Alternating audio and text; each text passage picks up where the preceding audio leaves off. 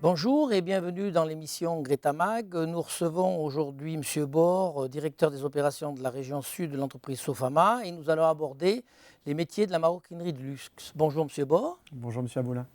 Alors M. Bord, vous êtes ici aujourd'hui pour nous présenter l'entreprise Sofama, les métiers de la maroquinerie de luxe et vos besoins en recrutement. Alors l'entreprise Sofama, c'est quoi exactement? L'entreprise Sofama, c'est une société qui date d'un peu plus de 30 ans. Historiquement, elle est née à Espinasse-Vozelle, dans l'Allier. À l'origine, c'est M. Cor qui a créé cette société. Et en 2010, elle a été vendue à notre président, M. Vincent Rabérin. C'est une société, quand elle a été reprise en 2010, avec 160 personnes. Et aujourd'hui, nous sommes 900 personnes. Et nous avons été, bien évidemment, sur plusieurs sites à Espinasse-Vozelle. Nous avons 3 sites. Ensuite, un autre site en 2012 à Yssingeaux, les anciens ateliers où le Jabi autrefois était dans la lingerie. On a repris les salariés pour les former à la maroquinerie. Un autre atelier en 2014 à Feurs, dans la Loire, les ateliers forésiens, où nous faisons aussi également de la maroquinerie. Ça a été aussi un autre atelier à Saint-Just-Malmont, en Haute-Loire, où nous développons également de la maroquinerie. Et tout récemment, un autre atelier encore, cette fois-ci dans le Puy-de-Dôme, à Saint-Yor. Très bien. Donc après cette présentation, nous allons regarder un reportage qui a été tourné dans les locaux de l'entreprise. Nous allons voir un petit peu ce qui se passe.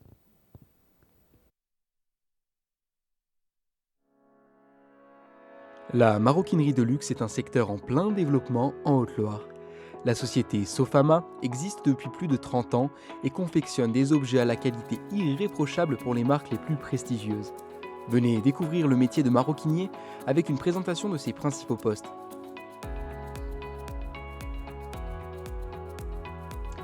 Donc sur le secteur coupe, nous réceptionnons de la matière, notamment du cuir, qu'on contrôle la réception. Comment il est ce lot-là de VBN? Ce lot est bien, les peaux sont très jolies. J'ai vu que tu regardais la tenue, ça va? La tenue est bonne, je vais la vérifier avec ma pige. Car comme on a des pièces qu'on doit vérifier, donc oui. On doit avoir une certaine épaisseur. Ok, pas trop d'aspect? Non, l'aspect est correct. En coupe, ça se passera bien? Ça se passera bien en coupe, voilà. Très bien. Pour pouvoir ensuite le lancer en coupe. Donc coupe sur presse à pont et également sur machine numérique. Nous plaçons les pièces et quand on les place avec les lasers, la machine la coupe. Et après, nous manipulons la peau et ça avance tout seul. Et après, nous passons derrière pour faire la qualité. Et là, nous avons placé des pré-coupes de poignées dessous et des pré-coupes de poignées dessus. Vous pouvez constater, nous avons des petits points pour les différencier. Nous passons la main pour voir s'il y a des défauts et nous les ramassons tout doucement. Refendre, c'est presque pour moi le poste le plus important de la société. Toutes les pièces de cuir passent par cette étape. On reforme, donc c'est un peu le rabotage du cuir, donc avec des exigences au dixième de millimètre par notre client, par le process de fabrication. Donc sur le site, on possède des robots d'encollage et des cabines d'encollage. Au départ, les maroquinières doivent dépoussiérer les pièces, les enlever de tout ce qui peut être gênant et créer des imperfections ensuite sur le produit fini. Les maroquinières doivent faire un grammage sur les machines. Pour le cuir, par exemple, c'est entre 60 et 80 grammes au mètre carré. Et ensuite, soit elles appliquent 2 pièces de cuir, soit elles appliquent du textile. Du coup, après le collage des pièces de cuir, on doit surcouper nos pièces pour obtenir des tranches nettes pour la suite du process et notamment la teinte. Nos pièces qui ont été collées et surcoupées sont placées dans des étaux par 20, 25, tout dépend de l'épaisseur des pièces demandées. Et ensuite, elles sont teintes, contrôlées, puis on y amène les rectifications qu'il faut dessus selon la couleur, si elles sont trop claires, trop foncées. Ensuite, on a un nettoyage des pièces également, selon le débord de la teinte qu'il y a pu y avoir sur le dessus des pièces. Nous utilisons des machines de coloration unitaire, où on va prendre chaque pièce pour teinter la tranche du cuir. Cela permet vraiment de déposer sans déborder afin de répondre à la qualité et l'exigence que notre client nous demande. Pour ce faire, si on vient à déborder, on peut trouver des machines qui nous permettent de rattraper ce débord. Suite à la partie préparation, nous avons une partie montage. Dans cette partie montage, nous trouvons de l'assemblage par piqûre. Piqûre par machine et piqûre manuelle. La piqûre manuelle est un métier très important et un savoir-faire très important dans nos ateliers. Il y a peu d'ateliers qui savent la réaliser. C'est une piqûre réalisée à l'aide de deux aiguilles. Il faut se protéger les mains. C'est un métier qui est long à apprendre. Il faut entre 4 et 6 mois pour pouvoir maîtriser l'opération. C'est un métier de patience, certes, mais il y a aussi de l'exigence, de la qualité et de la production à atteindre. Nous avons aussi la machine plate, machine de piqûre classique, qui demande aussi de la dextérité, de la concentration, de bien savoir placer ses mains sur la machine, d'arriver à être autonome. Il faut savoir aussi contrôler ces pièces de manière à ce qu'on corresponde au cahier des charges du client. Nous avons aussi, pour l'assemblage au niveau de la piqûre, 2 types de machines, la machine canon et la machine pilier.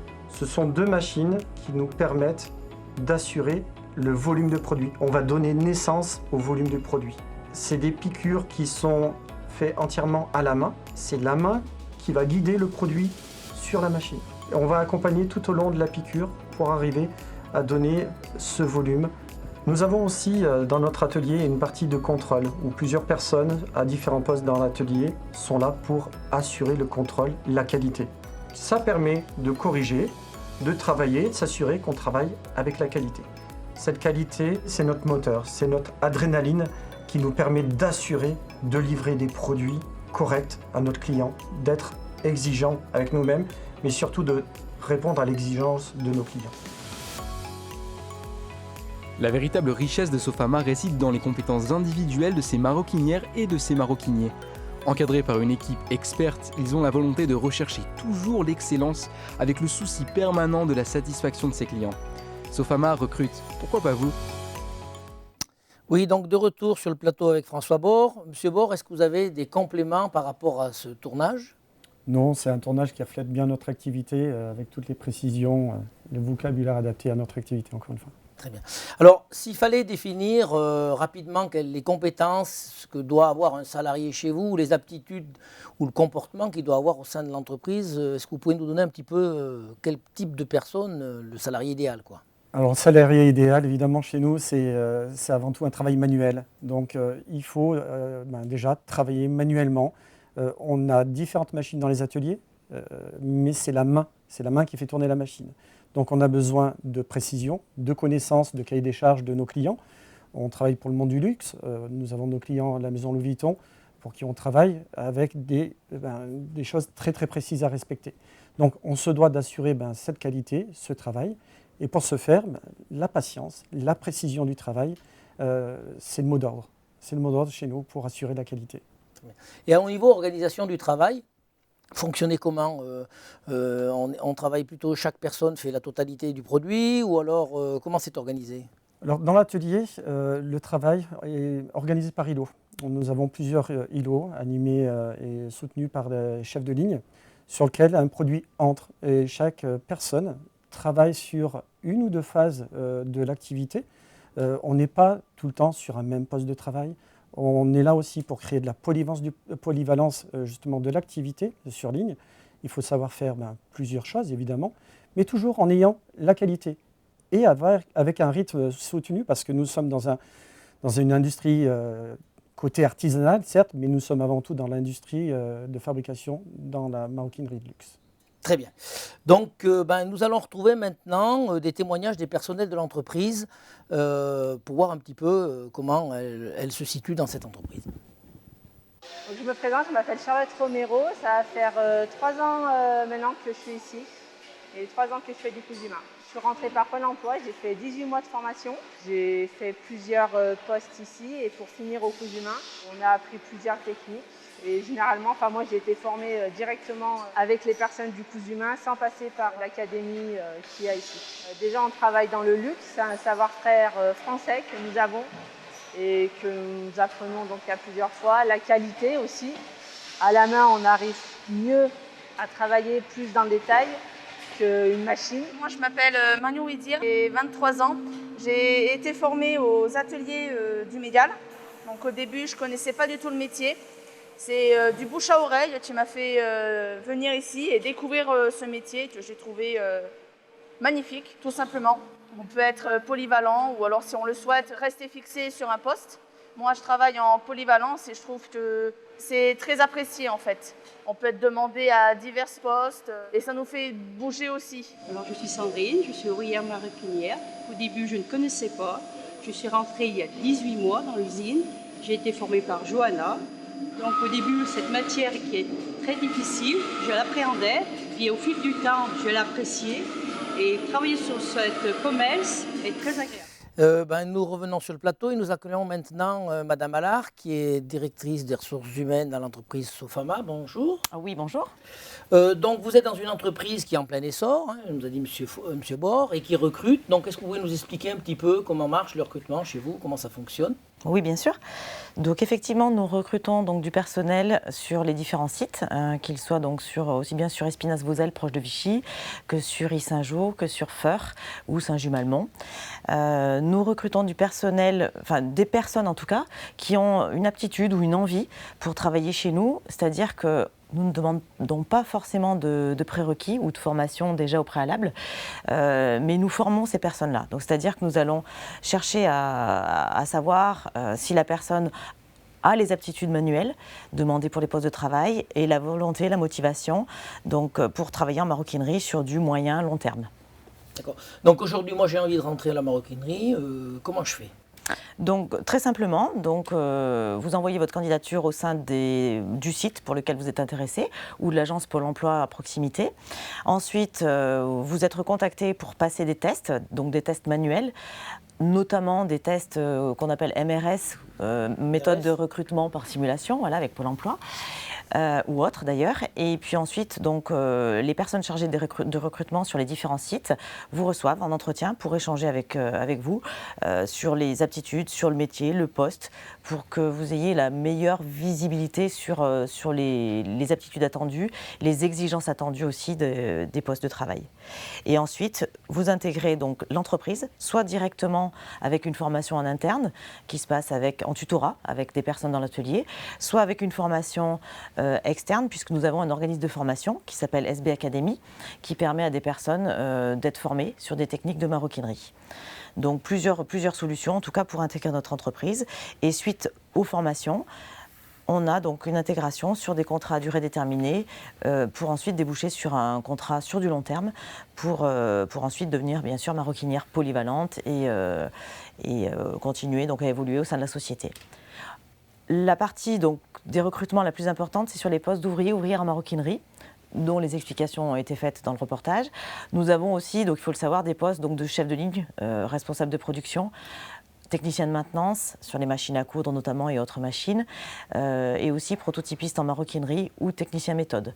Mais ça reste en moindre nombre. D'accord. Voilà. Alors, la formation, oui, j'ai bien compris que vous aviez un organisme de formation qui vous aidait à mettre en place ces recrutements. Par contre, la formation, elle se situe où ? Donc, nous mettons en place des formations proches des lieux de travail, en fait. Donc, c'est-à-dire qu'une personne qui voudrait travailler sur Yssingeaux, par exemple, serait formée sur Yssingeaux pour pouvoir intégrer l'entreprise par la suite, pour que ce soit le plus en adéquation entre la formation et le poste de travail qui va être occupé. C'est vraiment du concret. Ce n'est pas de la formation générale, générique, c'est de la formation vraiment technique et spécialisée par rapport au métier. D'accord. Et ces recrutements, ils sont en permanence ou c'est quelque chose où il y a un calendrier particulier au niveau du recrutement ? Donc nos recrutements sont en lien avec nos demandes, en fait, nos commandes, puisque c'est selon les demandes des donneurs d'ordre que nous ajustons nos effectifs. Donc tout au long de l'année, nous avons des périodes de recrutement. Après, ça peut être plus en début d'année ou fin d'année, ça c'est variable courant l'année. Mais nous sommes constamment en train de recruter pour l'instant. Très bien. Je vous remercie. Merci Isabelle. Merci beaucoup. Et nous allons retrouver maintenant M. Bord pour terminer l'émission.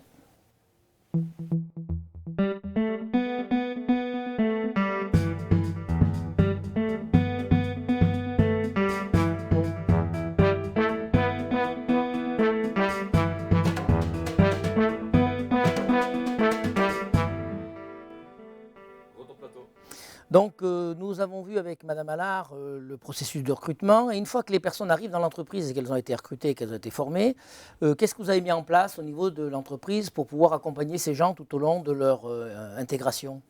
Alors déjà, c'est un accompagnement, une visite des ateliers, voir l'activité d'une manière générale. Ensuite, ces personnes-là sont intégrées sur une ligne de fabrication. Cette ligne est animée par un ou une chef de ligne.